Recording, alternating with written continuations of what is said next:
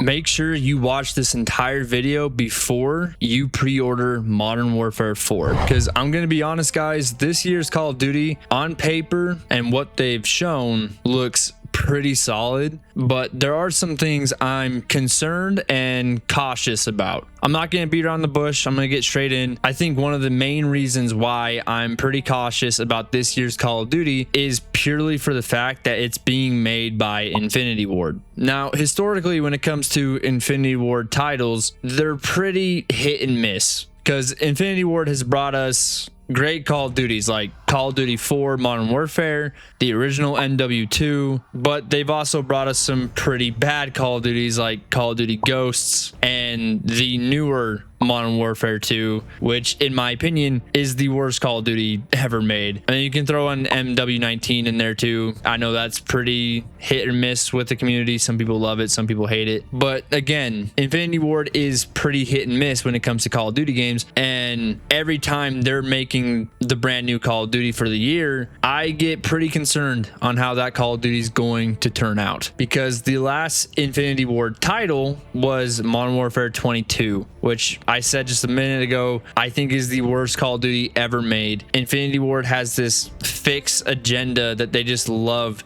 to tweak things or add things that are just really flat out stupid. And what MW22 did is it introduced a really horrible perk system with not having all your perks at the start of the game. You have to earn them throughout the match. You had incredibly slow and clunky movement, really bad slide penalties, insane visual recoil, tons of muzzle smoke, tons of bullet flash. Like, the game was terrible to play. It didn't matter if the campaign was pretty solid. It didn't matter if the game on a visual standpoint looked pretty cool. Playing that game was just flat out terrible. And don't even get me started on Warzone 2. And if you're like me, you've been following along with everything Infinity Ward's been putting out for MW4. You've been following along with all the Twitter accounts and Twitter threads that are talking about what MW4 is bringing to the table, which, like I said, on paper, everything looks pretty good. They got new guys in there running the game, and they seemingly understand what the community is wanting in terms of not getting another MW2. And I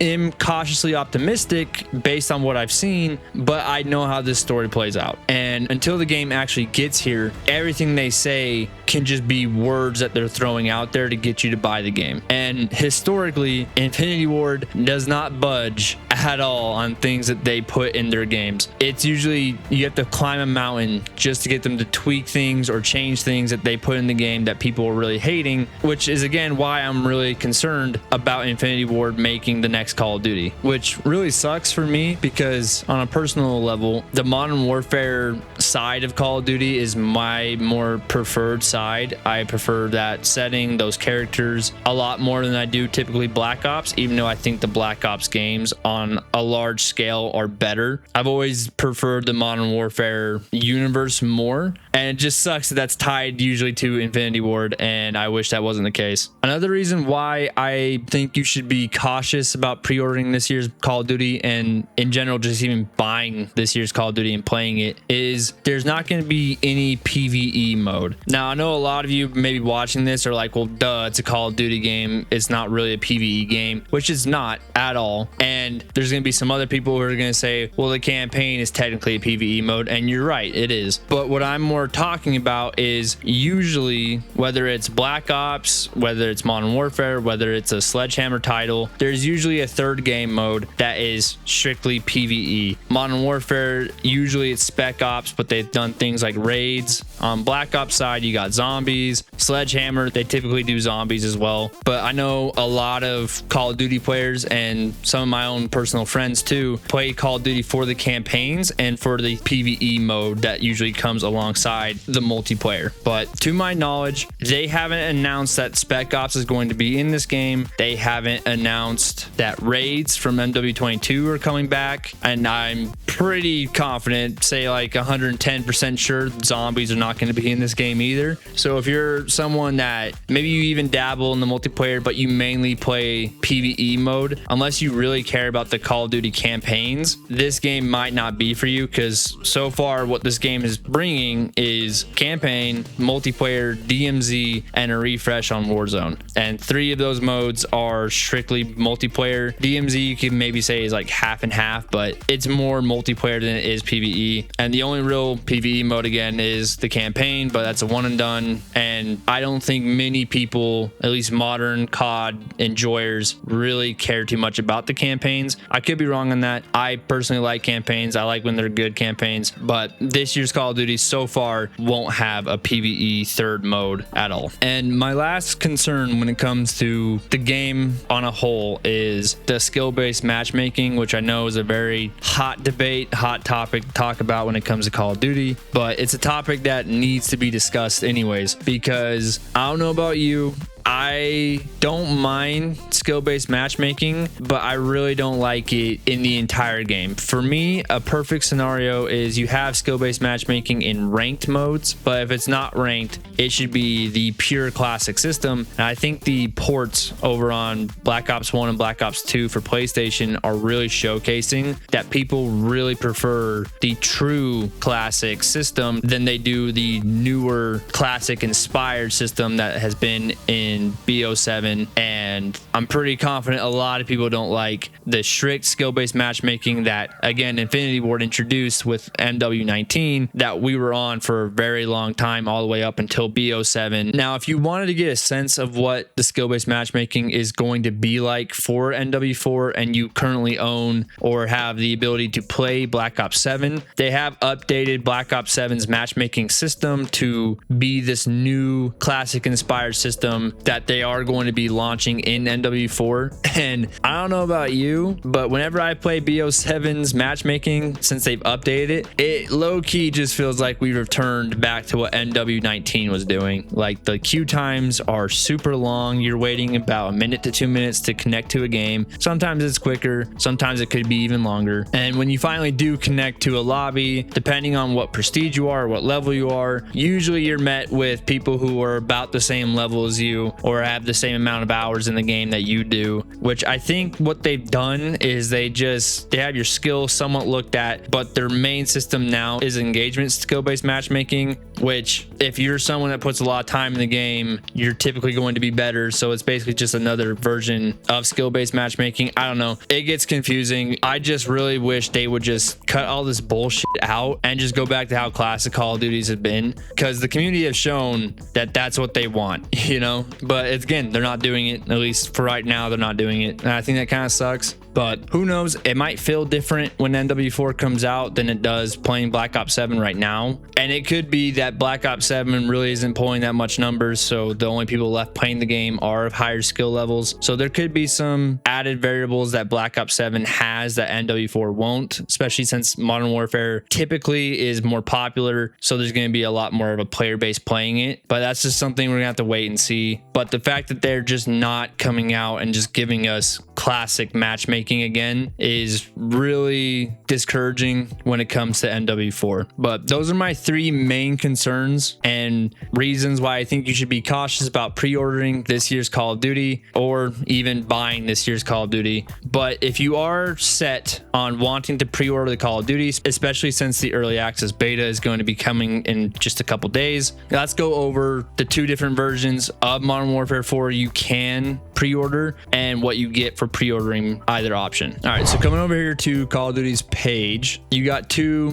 different editions you can pre-order. You got the Vault Edition and the Standard Edition. The Vault Edition has all the extra goodies, so I'm gonna go over what the Standard Edition has really quick. Basically, the Standard Edition, you get the base game, you get access to the early beta, which will be on August 21st, and a feature they are bringing back for this year's Call of Duty. If you pre-order, you do get access to the campaign before before the game officially drops, so you can play the campaign, kind of get immersed into the world, get a feel for it before the game officially drops, and before you can launch on into multiplayer, start working on the camos, DMZ, whatever it is you want to play, which honestly to me is actually a pretty big deal because I typically go for the camos first, play the multiplayer, whatever the third mode is, and I prioritize those over the campaigns. So having the feature of the campaign coming back to us where we get it early before the game drops if you pre-order is pretty cool to see. But now let's go over what the Vault Edition gives you. If you decide to get the Vault Edition, you basically get everything I mentioned for the standard edition, but you also get the Hunter Killer Operator skin, Hostile Alliance and Special Forces Operator packs. You get a bundle of weapon blueprints. You get the Season 1 Black Cell version of the Battle Pass, and you get something new this year, which is DMZ deployment bonus, which the things you get for this DMZ deployment bonus hasn't been confirmed, so we don't know what you actually get for that, but it's probably just going to be some valuables or health or weapons that helps you get going quicker with DMZ, the extraction mode. But that's kind of all the information I wanted to convey in this video. I wanted to talk about what concerns I'm having, and I wanted to showcase what you get for pre-ordering. Now, the version I personally will be getting for myself is the Vault Edition. I think it's nice that they are offering a 10% loyalty discount if you have played Call of Duty on your account. It's only 10%, which isn't a lot, but it is nice to have. And I play Call of Duty pretty much every year. It's one of my favorite franchises and games I love playing, and I do want to make content on the game, so that's why I will be pre-ordering that version. And to be completely honest, my favorite character is Ghost, and the Ghost skin that you get for getting the Vault Edition is actually fire as fuck, so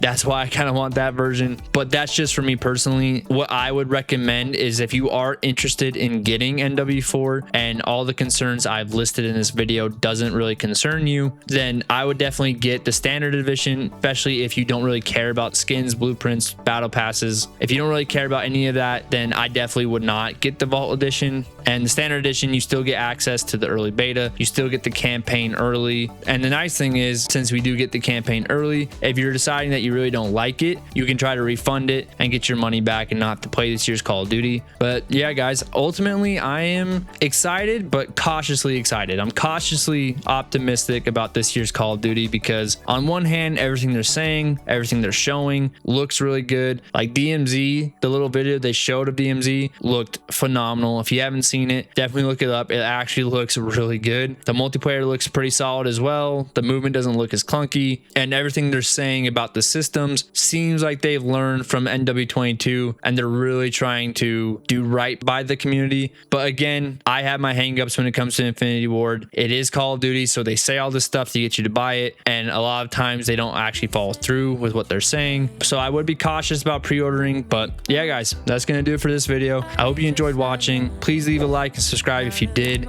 I plan to make a lot of content on MW4, and it would be awesome to have you guys be a part of that and be a part of this community that I'm trying to grow. But yeah, guys, I'll see you in the next one. Later. Love, but you ration yours. You open up just to close the door. Just to close the door. I stay up late trying to read your mind. I can't read your mind. But your love got rules that change all the time. Change all the time. Why are you always halfway in? Got me drowning when I know I could swim. If you love me, baby, say it with your chest. Yeah, tired of the maybes, I just want the yes.